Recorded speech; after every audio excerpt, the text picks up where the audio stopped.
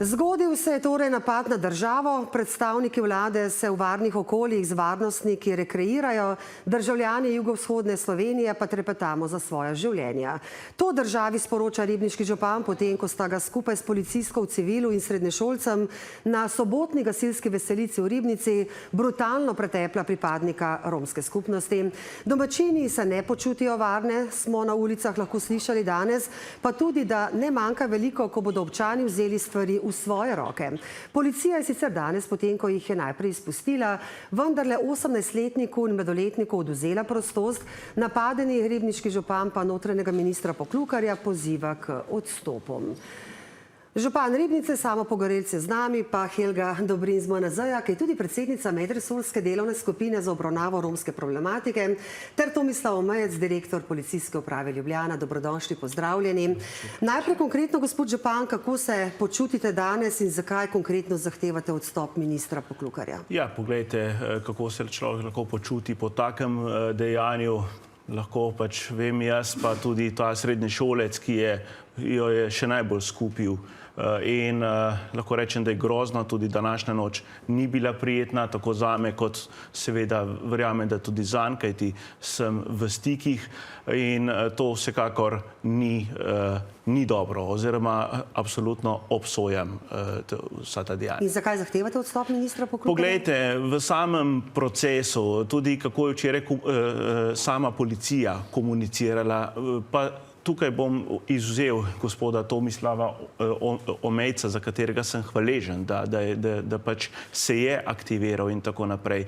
Vendar, poglejte, 3 leta je same vlade, pa ni bilo na romski problematiki narejeno, kar se tiče varnosti, popolnoma nič. Minister samo obljublja, leporeči, medtem pa gre karavana dalje. No, ministra so povabili v studio, pa se ni odzval, imamo pa državno sekretarko, gospod Dobrin. Torej, vrag je odnesel v šalo, pravijo krajani, napad na funkcionarja, lani na policiste, napadi so to na državo, ne ukrene se pa nič. Gospod župan pravi samo leporečanje iz ust ministra. Dober večer. Najprej bi povedala, da obsoja napad na gospoda župana. To je vsekakor nesprejemljivo, da se na tak način izraža neko očitno nezadovoljstvo. Bi pa povedala, da je Ministrstvo za notranje zadeve na tem območju bilo zelo aktivno z policijo. O tem bo več povedal tudi sam predstavnik policije. Že dalj časa imamo tukaj povečano prisotnost policije. Prav tako smo aktivni pri koordiniranju medresorske delovne skupine za romsko tematiko. Tukaj spodbujamo ostale resorje, da čim prej najdejo ustrezne... Gospod minister, odkimavate? Gospod župan, odkimavate? Ja, poglejte, kar se tiče... Vse dolžim spoštovanjem tudi do državne sekretarke, ki sicer imava nek v redu odnos, ampak nekaj je to, nekaj pa potem, kaj je realizirano. Žal ta medresorska skupina ne deluje tudi tista podskupina, ki je za varnost, kajti tam stresemo, kot bi stresel en kup Lego kock, potem pa dajmo nekaj pametnega sestaviti, vsak pa kocke vleče na svojo stran. In ta skupina je popolnoma, bom rekel, potrata časa. Potrata časa, kratko, potem pa še gospod Omejec. Lejte, medresorska delovna skupina je ves čas aktivna in deluje. Tukaj se srečujejo 3 deležniki, ki so ključni za rešitev te tematike. To je romska skupnost, potem predstavniki lokalne skupnosti in pa vladni organi. Gospa državna, vas lahko samo prekinem, zaradi tega, ker vprašajte vladno zadevo in sicer Urad za narodnost, kateremu ste popolnoma odzeli vsa pooblastila. Vprašajte gospod direktorico, nimajo sploh več kakršnekoli prestojnosti v svoji podskupini. Naj pa tudi še direktor morda pove, kakšen je izplen, kajti če bi bil izplen v teh 3 letih kakršenkoli, potem bi imeli kakšen zakon vendarle sprejet in tudi moje ustnice najbrž ne bi prebite. Gospod Omejec. Ja, Urad za narodnost je še vedno glavni motor te medresorske delovne skupine, čeprav formalno ni član. Oni v bistvu zbirajo poročila iz vseh ministrstev, jih analizirajo ukrepe in tudi poročajo na tej delovni skupini. Gospod Omejec, kakšen je torej izplen medresorske skupine, pa tudi zakaj preobrat? Konkretno vprašanje, da sta zdaj 2 pridržana, v soboto pa so bili vsi 3 spuščeni na prostost. Če odgovorim najprej na prvo vprašanje, izplen delovne skupine, ki sprejema neke sistemske rešitve oziroma predlaga ali pa jih bo predlagal, oblikoval, bo verjetno z nekim zamikom. Kar se pa tiče mogoče tega, zakaj preobrat. Preobrat ni bil preobrat čez noč. Šlo je za to, da ob prvi obravnavi kaznivega dejanja napada na župana, tukaj se popolnoma strinjam z županom in z vso javnostjo, ki deli ogorčenje, namreč gre za zelo resen incident, zato smo se angažirali v največji meri. Preiskovalci pa so bili pod pritiskom časa in pa okoliščin, ki v zgodnjih jutranjih urah še niso bile vse znane, zato so nadaljevali v nedeljo z zbiranjem obvestil. Tudi apel je bil vsem pričam v tem izjavi za javnost, ki jo je župan omenil, da se priče prijavijo in priče so se prijavile k razjasnitvi okoliščin, zato smo skupaj s tožilcem prekvalificirali kaznivo dejanje v nasilje. Torej v enem dnevu, ja? No, tukaj moram gospodu Omejca vseeno dati repliko, kajti v končni fazi je bil diagnoza tistega srednješolca znana že takoj zjutraj, medtem ko je policija dala obvestilo zlomljen nos in to težja poškodba, medtem ko je policija dala ven, se pravi okrog 2. ure popoldan. Torej tukaj nekaj ne štima. Še kratko, potem pa gremo na prispevek, da vidimo, kaj se dogaja v Ribnici. Tukaj naj jasno povem, da res ne želimo zavajati javnosti. Dejstvo pa je, da v interesu preiskave, ki je potekala zelo intenzivno, župani in vsi ostali oškodovanci lahko potrdijo, da so se policisti tudi v nedeljo na njih obračali, zbirali dodatna obvestila, tako da lahka huda telesna poškoda v tem primeru nasilništva ni bilo toliko pomembno kot intenzivnost delovanja na vse 3 žrtve, to pomeni na župana, na policistko, ki je poskušala zaščititi župana in pa tega fanta, ki je kasneje. Ampak tukaj, če smem samo en paradoks, storilci so bili prej doma kot midva, ki sva oškodovanca. Tako fant, ki je imel zlomljen nos, kot tudi sam. Zakaj? Zaradi tega, ker imamo nesinhronizirano tožilstvo, ker imamo nesinhronizirano sodstvo in pa policija. Žal tukaj sedi sedaj samo notranja zadeva, se pravi samo policija. Kje imamo tukaj sodstvo? Kje imamo tukaj tožilstvo? Pravosodno ministrico so povabili, pa ni želela priti. A če dovolite, pa poglejmo zdaj, kaj se je dogajalo v soboto in kakšni so odzivi, prispevek Luke Černeta. Surov sobotni napad pripadnikov romske skupnosti na veselici v Ribnici med prebivalci jugovzhodne Slovenije sproža bes in jezo. Preveč svobode imamo v tej državi. Tele Romi imajo preveč denarja, malo bi bilo treba nagnati delati, pa samo lenobo pasejo. Verjetno jih treba poslati v najlepše mesto, da bodo z njimi delali v rokovičkah, ki mi več ne znamo. Mi smo probali vse. Glejte, samo je dobro, dečko. Samo je dobro dečko in kaj, a plačajo s tem, da ga treba nalomiti, župana. To je isto, kot da so mene, ne? Sramota. Pripadniki romske skupnosti so najprej surovo pretepli ribniškega župana, ki je utrpel pretres možganov, še danes pa ima otečeno ustnico in poškodovano oko, se nato znesli nad policistko v civilu, na koncu pa brutalno pretepli še srednješolca, ki ima po besedah njegovih staršev zlomljen nos, to pa so njegovi okrvavljeni čevlji in mlaka krvi, v kateri je obležal. Zgodil se je napad na državo, najprej v Kočevju v avgustu lansko leto, pa sedaj še enkrat na župana Ribnice.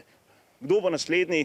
Gospodje v Ljubljani, ki so obkoljeni z varnostniki, najbrž ne. Na Pogorevčevo stran se je postavil tudi župan kočevske občine, ki je danes spomnil na incident, ko so pripadniki romske skupnosti lani poleti pretepli policiste.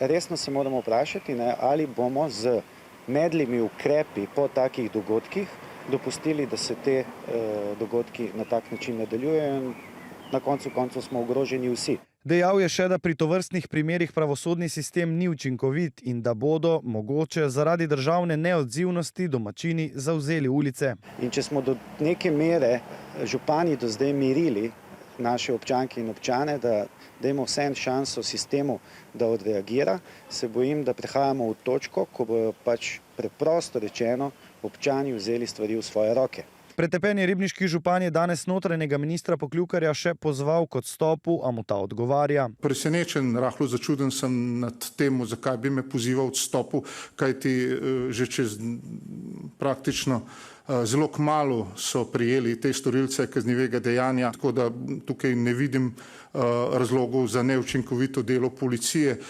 Očitno je pa v zadnjem času to moderno, kajti ne samo on, številni me pozivajo k odstopu. Kot so sporočili iz policije, so po sobotnem napadu danes odvzeli prostost 18-letnemu ter mladoletnemu osumljencu, saj za 25-letnika, ki naj bi sodeloval pri napadu, do sedaj niso potrdili, da bi bil neposredno povezan z izvršitvijo kaznivih dejanj. Gospod Omejec, vas skrbijo takšne izjave, da lahko zadeve eskalirajo, da gre za samozaščitne elemente, da bi lahko občani vzeli stvari v svoje roke? Ja, seveda nas skrbijo. To zelo resno jemljemo varnostno situacijo. Napad na župana je resen incident, kot sem že povedal, in zaradi tega so se tudi varnostne razmere na območju spremenile. Zato smo stopili v stik z obema skupnostima, se pravi z večinskim lokalnim prebivalstvom in z romsko skupnostjo in poskušamo z mediacijo stvari pomiriti. Istočasno smo ukrepili varnost v okolici bivališča župana, seveda zdaj s prijetjem bomo zopet ocenili varnostno oceno. Dejstvo pa je, da samo sobivanje obeh skupnosti v istem kraju vodi k neki večji varnosti. Poglejte, ja, jaz razumem gospoda Omejca, ki je najbrž povzel od predsednice države, katero tudi pogrešam v tem postopku, da bo se vendarle malo bolj oglasila, ne samo z nekim dialogom pa sobivanja. Veste, če ljudje nimamo odgovornosti, če nimamo dolžnosti, če imamo samo pravice, potem je to tukaj. In samo nek dialog v tem, da imamo dvojna merila, tega dialoga ne bo in gospe in pa gospodje, tega se res zavedajte, kajti že jutri se nam bo zgodila ulica, ker ljudje po celotni državi imajo tega čez glavo. Jutri ulica, gospod Dobrin, vas to skrbi? Ja, zagotovo so to stvari, na katere je treba biti pozoren. Mislim, da ni nobene potrebe, da bi se jutri zgodila ulica. Policija dobro upravlja svoje delo, je prisotna na terenu že dalj časa. Tudi statistično se ugotavlja, da je manj kaznivih dejanj, manj prekrškov, tako da posamezne ekscese pa nikoli ne moremo preprečiti. Posamezne ekscesi, gospod župan? Poglejte, policija zaradi tega beleži, pa to ves čas poudarja, tudi na komisiji oziroma na vladni skupini, katero vodi gospa Dobrin, vendar še enkrat, ljudje v Sloveniji se bojijo prijavljati dogodke. Danes se je v Ribnici zgodil nov dogodek v osnovni šoli, kjer sta Roma maltretirala drugorazredni učenki. Tako da, a veste, ljudje so v stiski, ljudje mi pišejo in ljudje imajo hude stiske, tako tisti najmlajši kot tudi tisti starejši. Tako da tisto statistiko, ki jo vodite v Ljubljani, se opravičujem, vam ne more biti v ponos. Ja, policija lahko dela samo na podlagi prijave. Minister je že večkrat pozval tudi javno, da naj ljudje prijavljajo vsakršne incidente. A lahko povem do konca, da naj prijavijo vsakršne incidente, ker je to zelo pomemben podatek za policijo, tudi kako frekventno se pojavljajo dogodki na določenem področju in policija lahko temu ustrezno potem svoje ukrepe in delovanje prilagodi. Zakaj me potem policisti iz policijske postaje Ribnica prosijo, rotijo, da sem edino jaz tisto upanje, da se bo v naši državi nekaj spremenilo, da bomo za Boga lahko končno imeli, bom rekel, tudi, da bo sodstvo pravilo svoje, vendar to je pa na vas in na gospodu Poklukarju, zaradi tega sem ga tudi pozval k odstopu, zaradi tega, ker sinhronizacija sedite v isti vladi, za isto mizo, za gospod Katičevo, končni fazi morate tudi vzpostaviti z pravosodjem svojo komunikacijo, to pa očitno vam ne paša in očitno je v Ljubljani boljše, da je... Jutri se sestane medresorska skupina, kaj boste, kaj konkretno? Nič ne bomo, predlogi županov so, ampak ne pridejo skozi vlado. Razen enega, gospod župan, če se ne motim, ne? Ja, medresorska delovna skupina je zaenkrat, vladna stran je vložila določene zakone že v zakonodajni postopek. Samo en zakon, gospa? Ne, zakon o vrtcih, zakon o osnovni šoli, pa zakon o družinskih prejemkih. Sprejet je bil pa že zakon o financiranju občin, ki tudi posredno na to vpliva. Ja, ker moramo občine poročati za svoje. Potem je Ministrstvo za pravosodje tudi že vložilo del njihovih zakonodajnih sprememb, prav tako organizacijskih v proceduro, prav tako pa napovedujejo tudi spremembe ZKP-ja in KZ-ja. Jaz samo še trenutek. Še eno stvar bi rad izpostavljen. Lansko leto, ko mi je naš Rom, se pravi iz Ribnice, grozil s smrtjo, sem moral na policiji izpolniti obrazec, formular o oceni ogroženosti. Veste, kakšno oceno sem prejel? Od 36 točk sem dobil 3 točke. Zaradi tega, ker so mi ponudili formular o družinskem nasilju. Prav tako sem isti formular dobil tudi v nedeljo ob 1 zjutraj, kjer sem dobil od 0 do 9 točk. Se pravi, so me obravnavali kot nasilje v družini. To ima naša policija. Gospoda Župana končamo. To so neke sistemska vprašanja, ki jih lahko vedno odpiramo. Tukaj nočem relativizirati župana. Dejstvo je, da je tudi pod vtisom napada, ampak kar je pa bolj pomembno, župani so resni sogovorniki v lokalni skupnosti. Zaradi tega tudi Policijska uprava Ljubljana zelo resno pristopa k dialogu z župani in z varnostnimi sosveti. In če samo ponazorim to, kar je župan rekel, dejstvo je, da policijske postaje Ribnica varujejo občane Ribnice in Kočevja, kar pa pomeni tudi tam... In Sodražice in Loškega. Tako, no, in hočem samo to območje. Nočem zdaj tukaj geografsko izstopati, gre bolj za to, da te ljudje tudi tam živijo in ne varujejo samo krajanom, ampak varujejo tudi svoje družine, svoje prijatelje.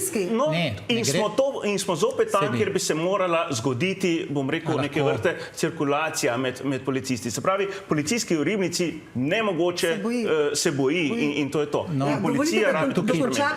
Res je, da dokončam, ker dejstvo je, da primejo storilce na podlagi izkušenj in informacij, ki jih policisti, lokalni policisti najbolje poznajo. Iz Policijske uprave Ljubljana zagotavljamo stalno pomoč, vendar nosilci varnostne situacije, ukrepov so pa samo še policisti. 2 kratke vprašanje, gospod župan. Zdaj boste kaj, si priskrbeli varnostnike? Kako se boste zagotovili varnost? Zagotovo bom imel varnostnika, plačali ga bomo iz sredstev za romsko problematiko, pa še nekaj sporočam. V sredo imamo sejo občinskega sveta, kjer bom občinskemu svetu občine Ribnica predlagal in verjamem, da me bodo tukaj podprli, da bomo pač enostavno šli na to, da bo težave za romsko problematiko na območju občine Ribnice od sedaj naprej reševala država. In tukaj bo pika, to je možno, kajti to je tudi zakon o romski skupnosti, kajti v končni fazi, tudi ko smo umeščali v prostor, so bili pritiski civilne iniciative, tudi v končni fazi od sodelavke, ki pokriva to področje, je ravno ta otrok skupil najhujše, tako da tudi tukaj želim neko povezavo. Spoštovani gosti, hvala lepa za danes, seveda bomo o tej tematiki še govorili. Hvala lepa vam. Hvala lepa. Hvala.